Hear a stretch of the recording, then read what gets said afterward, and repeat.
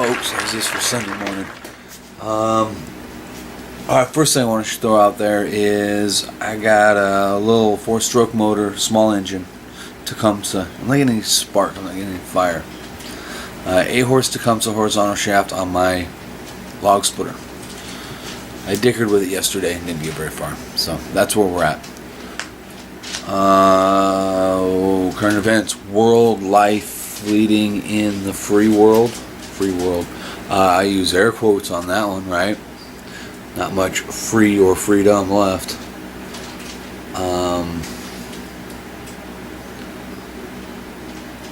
Out of fucking control. How's that? That's all I'm gonna say. Out of fucking control.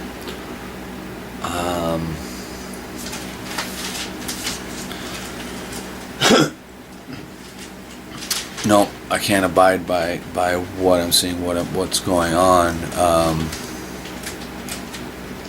The police have turned into the villains in a bad, low-budget comic book film.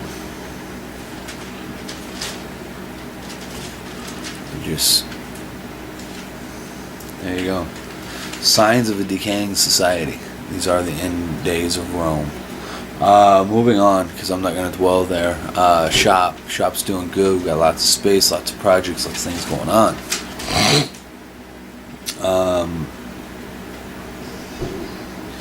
Jeremy and I are just grinding away. We've got discrepancies in hours put on the floor, and we don't want that. We're not going to allow that to become friction.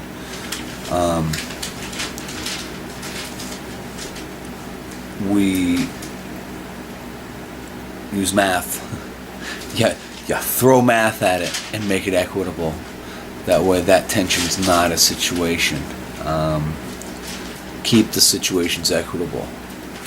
Here's the big problem with a lot of partnerships. They go in with the greatest idea in mind. We'll fucking make this money. We'll pay the bills. We'll split the rest. Well, that splitting the rest, one of them works their ass off so they can fucking... And I'm not saying this is what's happening. This is typically what happens in a partnership. One works their ass off trying to get somewhere, make some money, pay some bills. The other one is watching and going, I wonder how few hours I could actually work and still get half this money. That's how most partnerships end up. It turns into a contest of who can underwork the other one. Okay, so just take that out of the equation. Make sure there's an equitable pay system involved that's rewarding and takes into account hours spent and billable hours billed. Alright, so what do we got going on? We got some older customers coming back, so I don't know how that's going to work out. We'll see. Some of them we didn't want back in the past, but we were in a situation we could only work on 1 or 2 cars at a time, and that circumstance disallowed us to spread out and basically generate cash flow on more than one project at a time. See, that makes a difference. Made a huge difference the last 2 weeks. I'll be celebrating by the end of the year if I can somehow make minimum wage. It just is. It's how it goes. You pay the shop, you take care of the shop, and eventually the shop can take care of you. But if you can't do that, then you might as well just hang it up and go work for someone else. It's much easier on your body, much easier on your mind, much easier on your stomach and ulcers, Anyhow, 70 Firebird, I got it out of there. I got the footage. It's going to be probably just a short little video clip. Some footage from the old shop, a lot of footage from the new shop. Bing, bang, bam, gone. 68 Chevelle. Last week I took a break on it. From Friday before last till last Friday I worked on primarily, my big project in mind primarily was the Firebird. I'm going to turn my focuses back on the 68 Chevelle here soon. 66 Chevelle we're rolling into a slot where the 70 Firebird was. And we're going to start beating on it. I need to get her up, get the body bushings out, do some frame rail repair. Then we're going to look at some other sheet metal over the rear dog leg and the frame. See what we gotta do there. There's some sheet metal issues. I don't know what. It could be very minor, it could be very huge. I don't know what. So we'll be talking to that particular automobile owner next week. I'm very excited to get, say, that 66 and 68 moving along on a good clip, because in the 66 Le Mans, it's been sitting in the wings for fucking ever. And I'm embarrassed, and I'm mortified, and I'm horrified. But anyhow, I'm getting close to pulling that in to put a floor in it. Close means probably months in time, but close. Better outlook than I've ever had. Jeremy's been plugging away on little jobs, car lot jobs. He's a good person to have as a partner. Finds the pace and just grinds, just a steady grind, not a rush, not a drag ass. There are deficiencies which I knew about, and I know about, and I understand. And knowledge, skill base, and experience. Let me see. Last week I dropped 2 projects on him. They were just little, simple car lot jobs, but I dropped 2 projects on him.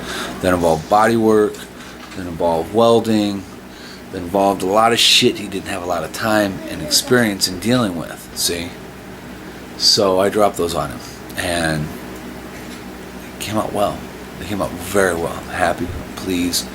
Took about the right amount of time for what we had figured for price. So I'm not mad. I'm very not mad. I mean, I'm very happy with.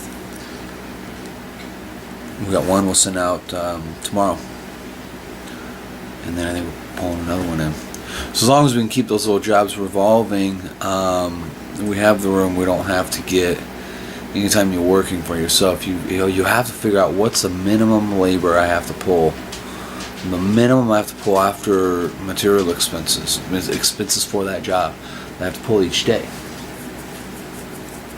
And once you figure out the minimum you have to pull each day, you can figure it out in an hourly what I have to make. So that covers overhead, salaries, all of your expenses, because getting paid working, being self-employed, working in your shop, getting paid, it's an expense. It's not profit. Okay, because if you weren't paying yourself, you'd be paying Bill or Steve or John or Mark. Or am I making sense? You're not making a profit because you're making a paycheck. And I try to put specific parameters on what a paycheck consists of, a minimum to a maximum, when we're capable of covering those grounds, which you build up, you slowly get better, you miss fewer of those, and then next thing you know, you're getting a steady paycheck. Then you've got profit in the bank. Once you got profit in the bank, you can start investing in projects, investing in equipment, owner bonus drawings. So there you go. But don't ever think just because you're working for yourself and you're receiving a paycheck, you're really profiting, because you're not. Your salary is an expense, and you need to factor it. So,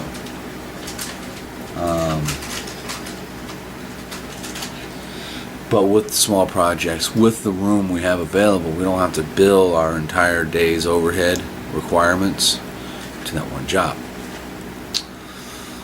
We take and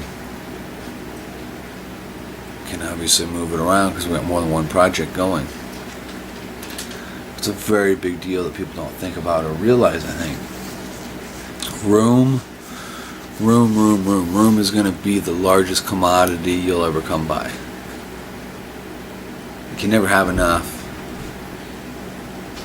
You never have enough. I'd like another 4,000 feet one of these days.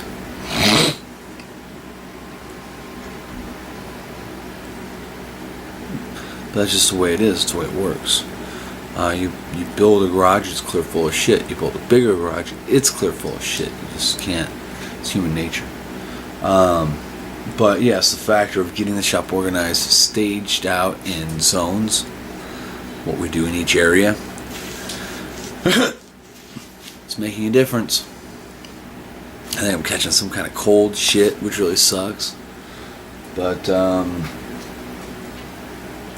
fuck it, you know, I got my coffee. Cheers to y'all. Or scowl, or salute, or however. I'm gonna get off here. As this day progresses, it's really cloudy right now. I'm gonna go out and tear into this Tecumseh engine. See what I can figure out. You folks take care.